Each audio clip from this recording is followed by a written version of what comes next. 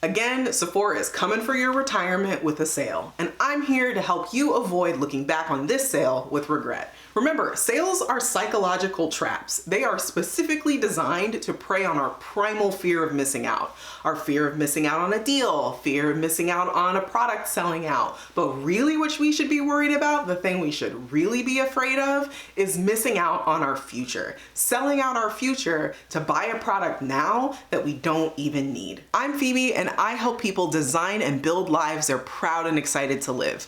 A big part of having a life that you're proud and excited to live means making sound financial decisions consistently.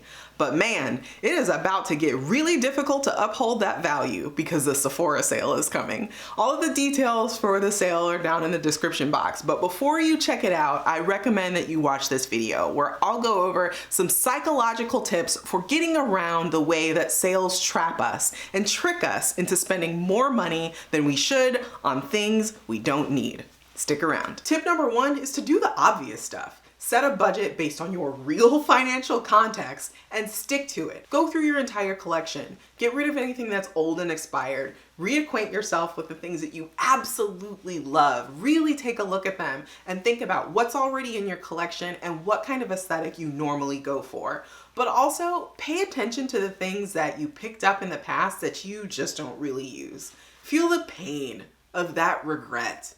And think about how you don't want to feel that again the next time you go shopping. Make a list ahead of time and prioritize replenishing essentials that you use every day before you start daydreaming about that fun release that just came out that you're really excited about. That way, you're making sure to use up your budget in a way that makes sense and reduces impulse buying and regret.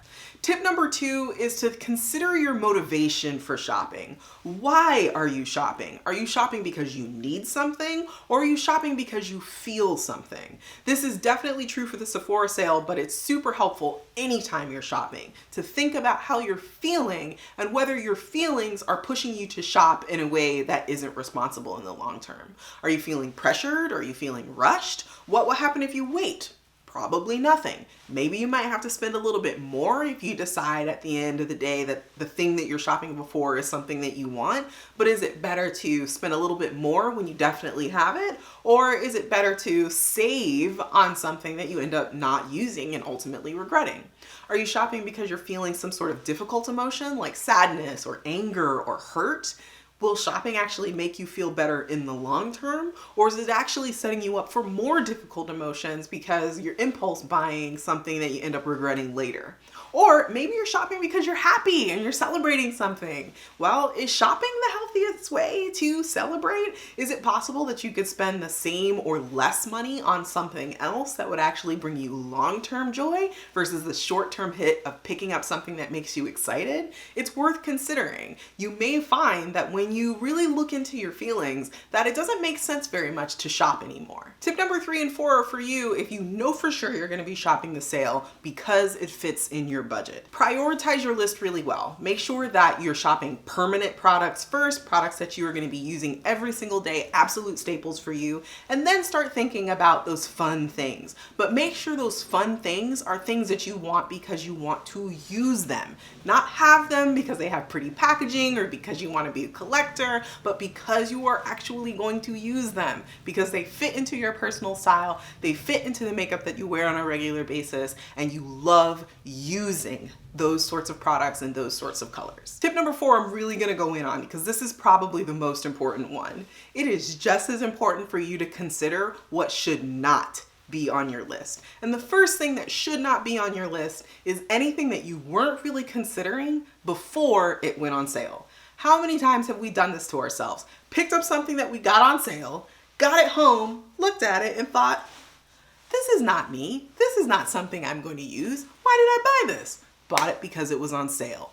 Buying something because it is on sale versus because you were excited about it and now get to take advantage of a deal is a great way to feel regret, like I feel with this thing.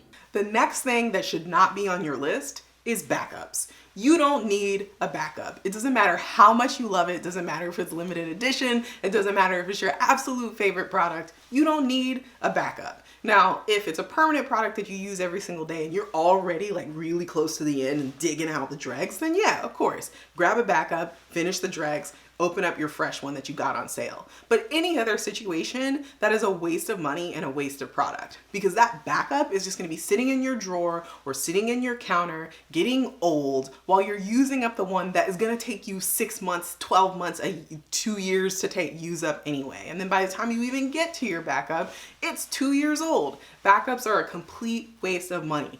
Now, what if my favorite product gets discontinued? Okay, I get that concern. Brands discontinue things all the time. They don't give us a heads up about it, but you're not going to end up in a situation where, oh no, my favorite lip gloss has been discontinued. I will never find another nude lip gloss that I can wear. Like, that's just not going to happen. So it makes way more sense for you to take that money that you would have spent on that backup and spend it on something that makes more sense, or even better, put it in savings for your future. Whew, got pretty worked up about that backups one. I hate backups. It's a really bad idea. The next category of product that should not be on your list are trendy items that you can't see yourself using a couple seasons from now. Trends come and go. It's part of one of the things that makes makeup fun, but ultimately, if you're spending money on a trend, it needs to be a trend that you can see yourself sticking with for a while. If it's something that's super fleeting, where it's here today and gonna be gone tomorrow, that's a bad use of your money and you're probably gonna end up regretting it. For me, it is this double-sided metallic liquid lipstick by Touch and Soul. Remember when metallic liquid lipsticks were super in? Why did I buy this? Like, look at it, it's so gross. Whoa. The next category of item that should not be on your list is anything that you can reasonably dupe in your existing collection, which is why it was really important in the very beginning to actually go through your entire collection and reacquaint yourself with it. So now you can compare to your wish list and really think through, okay, do I actually have something really similar to this? Would it actually be a waste of money for me to spend money on this exciting new release because I basically already have it?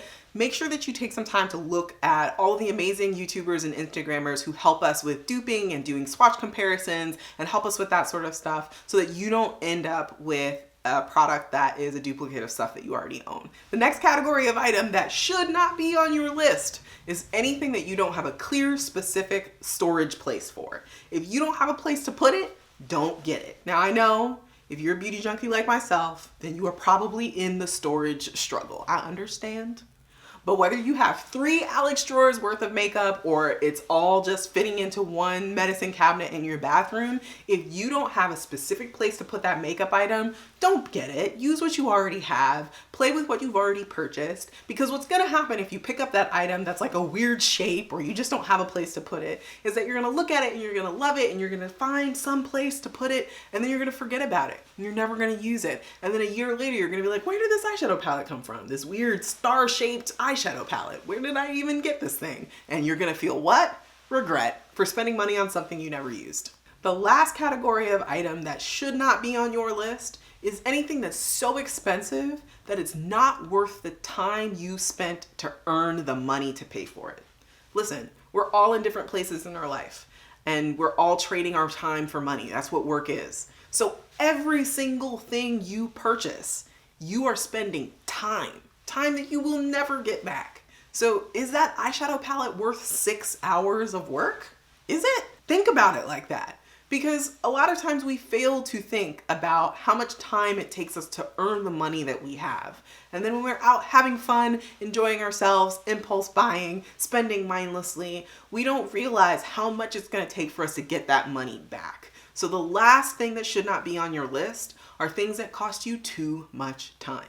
Another tip that's important to remember is that this is not going to be the last sale. And frankly, this isn't even really that great of a sale. 20% off is not that great of a sale. So make sure that you keep it all in perspective. It's really easy to get super excited about the Sephora sale and not realize that there are going to be lots of other opportunities for you. I made an entire video about how to save more money on makeup, whether it is during the sale or at other retailers. I'll link that down in the description and also at the end of this video, but make sure that you keep that in mind. 20% off or 15% off is like, that's barely the tax. So if there's an opportunity for you to save more by waiting or by going to another retailer, you should take advantage of that as opposed to hitting up the Sephora sale when it shows up Remember, no beauty product is worth risking your financial future for. So whether you're shopping the sale or skipping the sale, make sure that you're consistently making smart financial decisions. It's an important part of building a life you're proud and excited to live. I'm Phoebe, this is Better with Phoebe. I am so excited that you decided to spend some time with me today. If you are interested in more life coaching, life improvement, self-development stuff, then you should subscribe. I make videos about this kind of stuff every week, and I would love to have you as part of my community. I'm also active on Facebook and Instagram, and I'll leave the links to those in the description below. I'll see you in the next video.